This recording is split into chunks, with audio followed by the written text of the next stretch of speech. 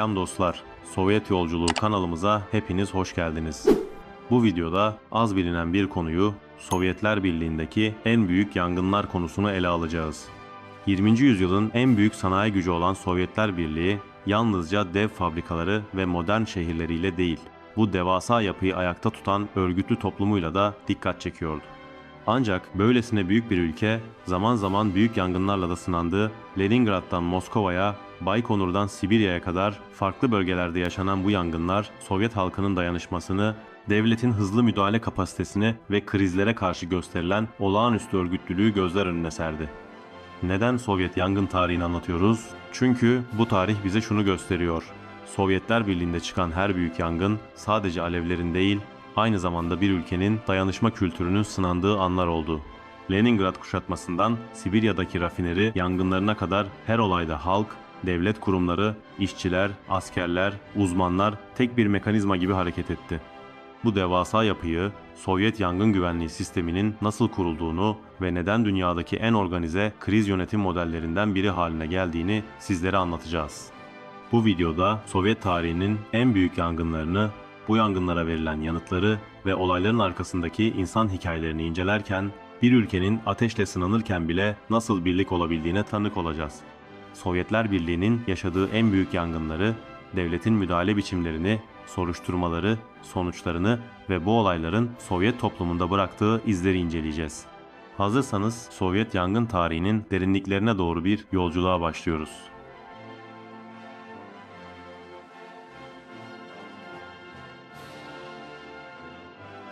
Sovyetler Birliği 20. yüzyıl boyunca devasa bir coğrafyaya yayılmış, yüzlerce sanayi kenti, binlerce fabrika ve geniş yerleşimlerle dünyadaki en büyük toplumsal örgütlenmelerden biriydi.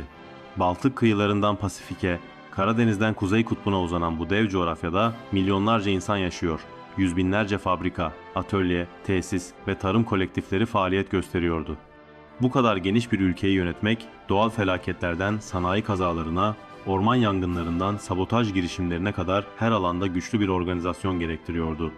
Sovyet sistemi kuruluşundan itibaren yangın güvenliğini yalnızca basit bir belediye hizmeti değil, sosyalist toplumun bir parçası olan kolektif güvenlik mekanizmasının önemli bir unsuru olarak gördü. Halk milisleri, gönüllü itfaiyeler, kombinalara bağlı profesyonel ekipler ve devletin merkezi müdahale mekanizması yangınlara karşı kolektif bir koruma ağının temelini oluşturuyordu. Ancak büyüklük aynı zamanda zorluk da demekti. Sovyet yangın yönetimi birkaç temel kurula dayanıyordu.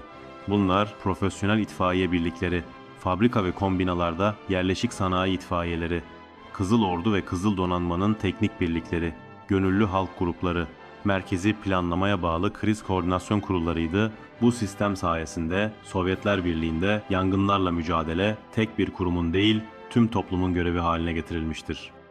Sovyet endüstrisi özellikle 1930'lu yıllardan itibaren hızla büyüdü.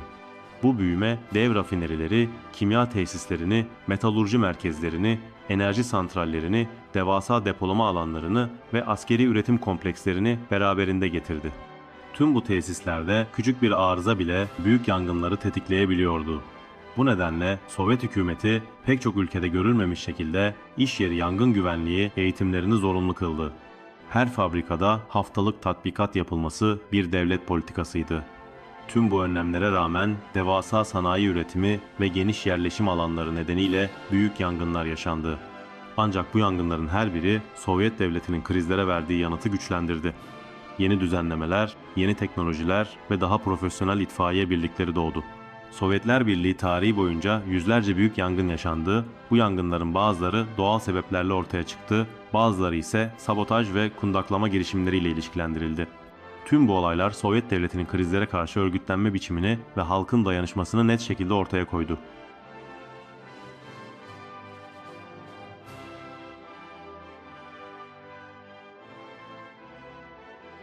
...1936'da Tiflis'te devlete ait yakıt depolarında başlayan büyük yangın, Sovyet tarihinde kayıt altına alınan ilk büyük kent yangınlarından biri oldu.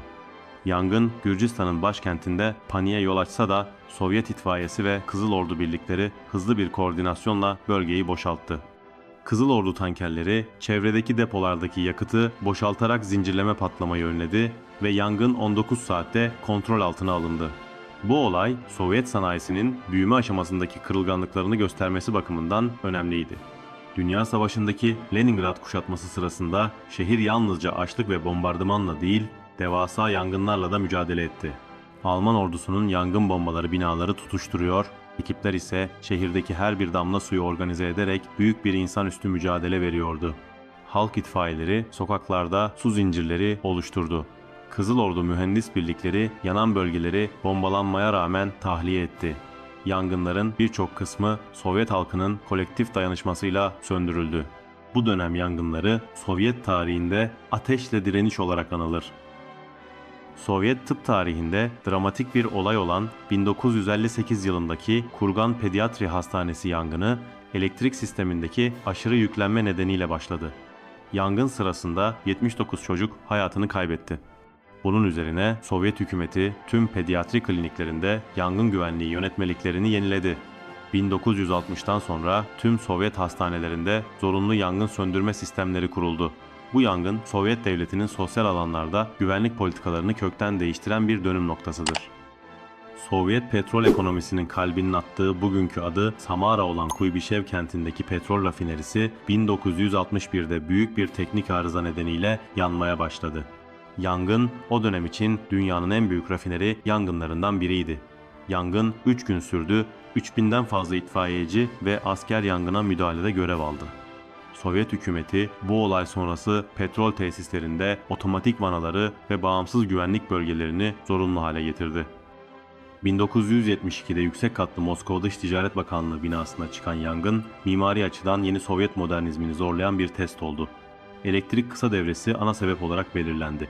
Bu yangından sonra yangın merdiveni tasarımları tüm ülkede yenilendi ve Moskova'daki yangın ekipleri daha modern ekipmanlarla donatıldı. Dönemin en büyük otellerinden olan 21 katlı Rossiya Oteli'nde 1977'de elektrik arızası nedeniyle yangın çıktı. 1500 kişi güvenli şekilde tahliye edildi. Sovyet itfaiyesi yüksek katlı binalarda müdahale protokollerini yeniden düzenledi.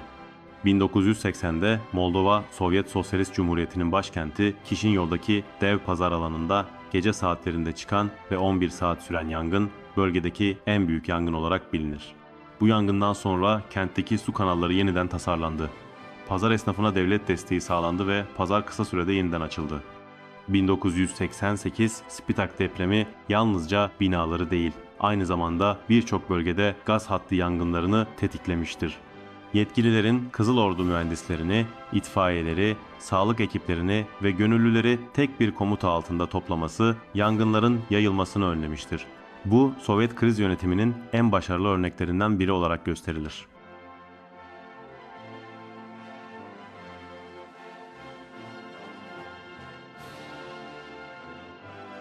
Kuzey filosunun mühimmat depolarında çıkan 1984 Severomorsk donanma üssü yangını, Soğuk Savaş döneminin en az bilinen ama en ciddi olaylarından biriydi. Panik ortamı oluşmaması adına bilgi akışının kontrollü sağlandığı olayda donanma birlikleri ve askeri itfaiye ekipleri koordineli çalıştı, birçok mühimmat kontrollü patlatma yöntemiyle imha edildi. Yangının tamamen kontrol altına alınması 3 günü buldu. Bu olay Sovyet donanmasının disiplinli müdahalesiyle daha büyük bir felakete dönüşmeden çözüldü. 1985'te uzay programının kalbi olan Baykonur'da bir yakıt hattındaki arıza roket test alanında yangına sebep oldu. Olay sonrası tüm roket yakıt hatları yeniden projelendirildi. Sovyet uzay programı yavaşlamadı, aksine disiplinli müdahaleler sayesinde daha hızlı şekilde ilerledi. Soruşturma ekibi raporunda teknik nedenleri belirtti. Herhangi bir sabotaj izine rastlanmadı. Savaş sonrası dönemde Sovyet tesislerine yönelik düzenlenen bazı kundaklama girişimleri tespit edilmiştir. Özellikle 1940'larda Baltık bölgesinde Sovyet karşıtı grupların ormanlık alanlarda küçük çaplı yangınlar çıkardığı arşivlere yansımıştır. Sovyet hükümeti bu girişimleri halkı korumaya yönelik hızlı ve yerinde müdahalelerle bertaraf etti. Operasyonlar sırasında sabotajcı gruplar etkisiz hale getirildi. Bu yangınlar genellikle küçük ölçekliydi ve Sovyet kolluk kuvvetleri tarafından hızlıca kontrol altına alındı.